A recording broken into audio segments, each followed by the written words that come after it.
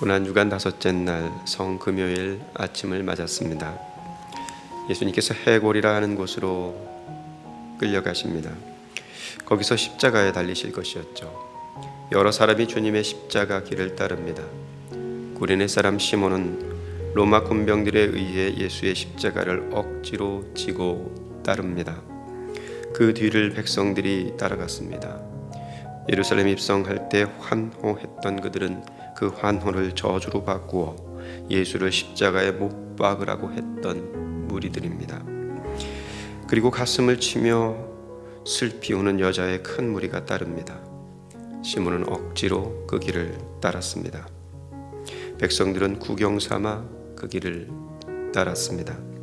여인들은 눈물을 흘리며 그 길을 따르고 있습니다. 오늘 우리는 어떤 모습으로 그 길을 따르고 있는 것일까요? 예수께서 돌이켜서 여인들을 향하여 말씀하십니다. 나를 위하여 울지 말고 너희와 너희 자녀를 위하여 울라. 주님께서 십자가 지는 모습을 눈앞에서 본다면 우리도 필시 다 가슴을 치며 울며 그렇게 주님을 따를 것입니다. 그 따르는 길 위에 주님 다시 말씀하시겠죠. 나를 위해 울지 말고 너희와 너희 자녀를 위하여 울라. 십자가는 고난이지만 그걸 다 지고 나면 영광입니다. 주님께서는 지금 영광을 목전에 두고 있습니다. 하지만 우리는 아직 십자가의 길이 남아 있습니다. 푸른 나무 같은 주님께서도 이 길이 고난이었다면 마른 나무 같은 우리에게 이 길은 또 얼마나 더 큰 고난이 될 것이겠습니까? 그러니 우리와 우리 자녀를 위하여 울며 기도해야 할 때입니다. 다른 죄수 두 사람이 예수님 이편과 저편 십자가에 달렸습니다. 십자가는 잔혹하고 또 수치스러운 형벌입니다. 만신창이가 된 예수께서 발가 벗겨진 채 십자가에 달리십니다.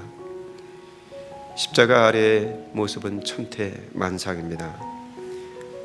벗긴 옷을 제비 뽑아 나눠 갖는 사람들이 있는가 하면 이 일이 어찌 될까 서서 구경하는 백성들도 있습니다. 십자가 아래로 사단이 던져놓은 조롱과 비웃음이 멋대로 돌아다닙니다. 관리들이 먼저 비웃습니다. 내가 남을 구원한 그리스도라면 지금 너를 구원해 보거라. 군인들이 조롱을 보탭니다.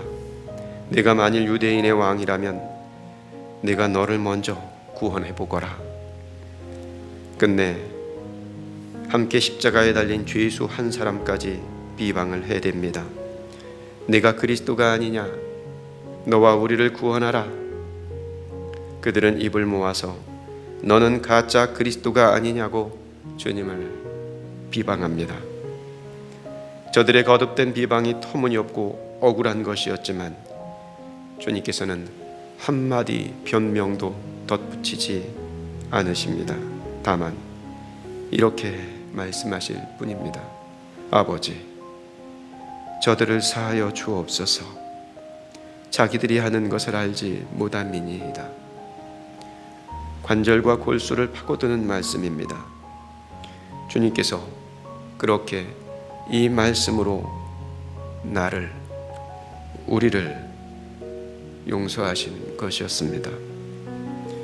내 하는 짓을 알지도 못하고 살아가는 우리를 불쌍히 여기셔서 그렇게 우리의 죄를 사하신 것이었습니다.